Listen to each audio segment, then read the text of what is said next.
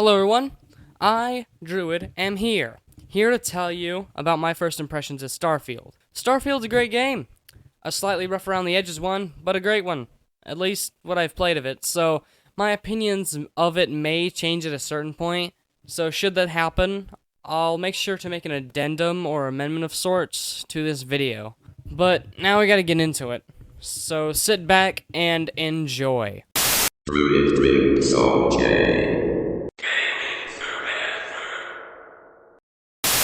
So, before we get into why it's good, let's just dive into the negatives real quick. Firstly, sometimes the NPCs will stare at you, which is a little unnerving. Another thing is the FPS lock to 30 frames per second, which is bad, but for some reason it felt like more than 30 FPS, which shouldn't be possible, but that's what happened. Not saying that 30 FPS is smooth, just saying that for some odd reason it felt like at least 35. There are invisible walls on every planet that stretch roughly to the size of Cyrodiil, which isn't too bad, because the size means you'll likely never reach it. AKA, you're not exploring the whole planet/moon, more so a very large area that takes place within the planet/moon.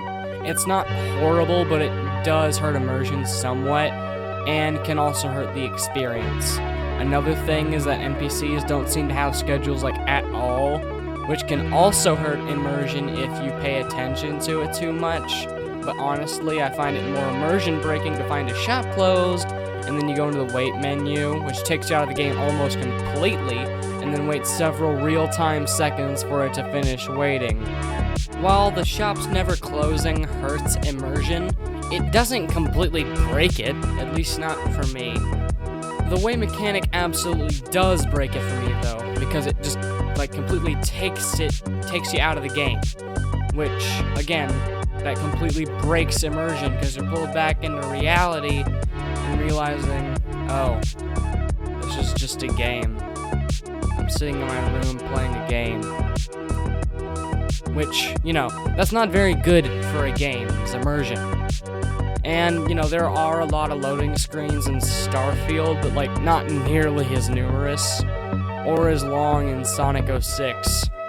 As they only last only 30 seconds at the absolute maximum, if you are using an SSD, that is. I'm not sure about HDD because I only play on the Xbox Series S.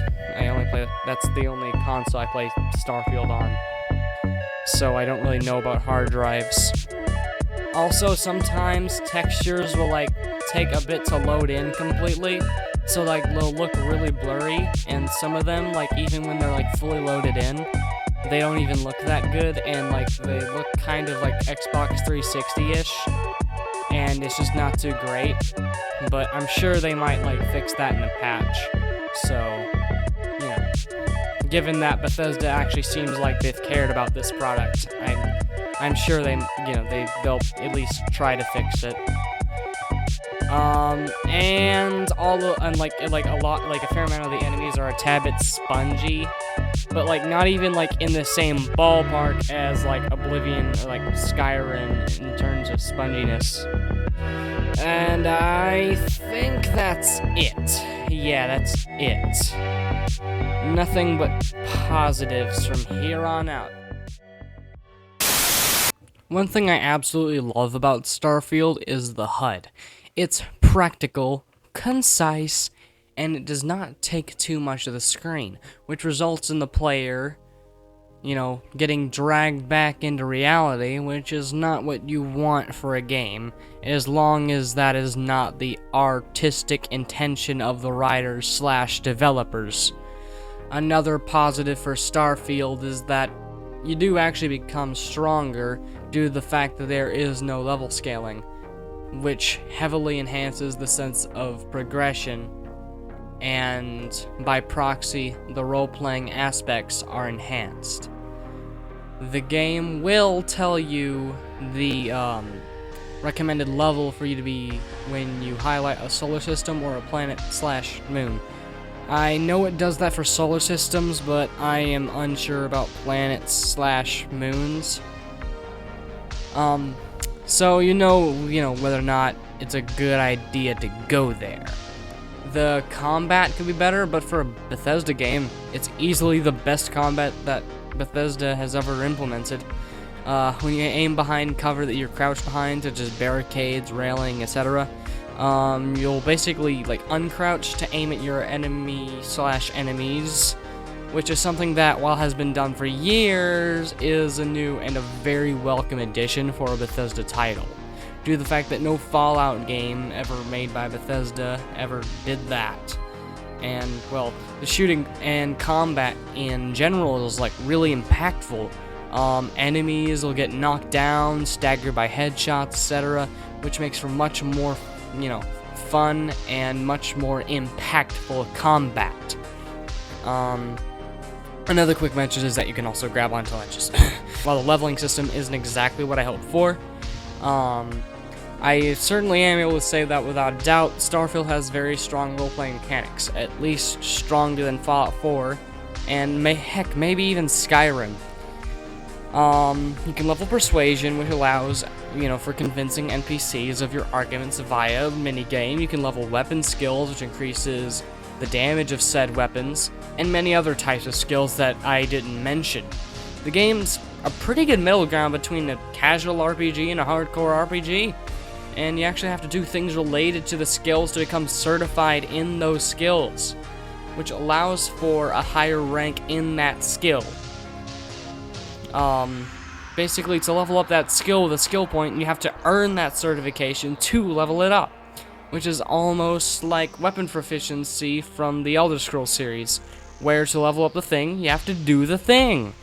The planets/moons, or what you can explore them, are pretty grounded in reality, in that, of course, most of the planets/moons are not going to be absolutely brimming with life at every corner, which is a problem I actually have with No Man's Sky.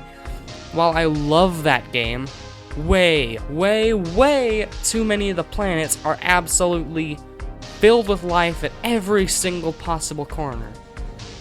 Back to actually talking about Starfield now.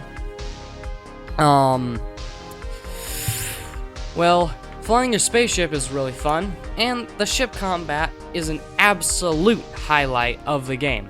You can target their systems, making them weaker and or deactivating them entirely by means of ballistics, missiles, or lasers, or other means that can be unlocked through shipbuilding and, buying the parts and stuff. Which, that already is really cool. Not only that, but you can also, if you basically destroy the engines, you'll actually be able to dock and loot the enemy ships, which is also really cool. There are a wide range of factions to choose from, making replay value at an all-time high. And finally, the character creator is absolutely Bethesda's best. But I gotta say, it could have been better, and it's not a very high bar. The true highlight of the character creator, however, is the traits, which is likely very familiar to those who have played the original Fallout games or New Vegas, where you get something really good at a cost, like Wanted, where you are being chased by bounty hunters, but when your health is low, you deal more damage. Things like this, spice things up and enhance the role-playing. You could maybe insert lore reasons for why it happens. These are all the many things I could think of and what makes this game good. In fact, I'm going to mention just one more thing. You can, with the way that the game is set up, you could potentially just straight up write your own story about why a certain trait exists, or, why you're wanting to join this certain faction. You're truly role-playing, which is something that a lot of games like that, are supposed to be RPGs, just don't seem to do anymore. And I'm glad to see it, really, come back in a AAA title, nonetheless. Starfield, for me, is a solid 9/10 at the very least, and deserves all the praise it gets in my opinion. And this is coming from somebody who actually hated Bethesda, but now it seems that Bethesda actually cares about making a solid RPG again, which is something they have not done in a good while. That's pretty much it for this video. If you are interested, consider subscribing, liking, and commenting, which will help me in the algorithm. and will be greatly appreciated.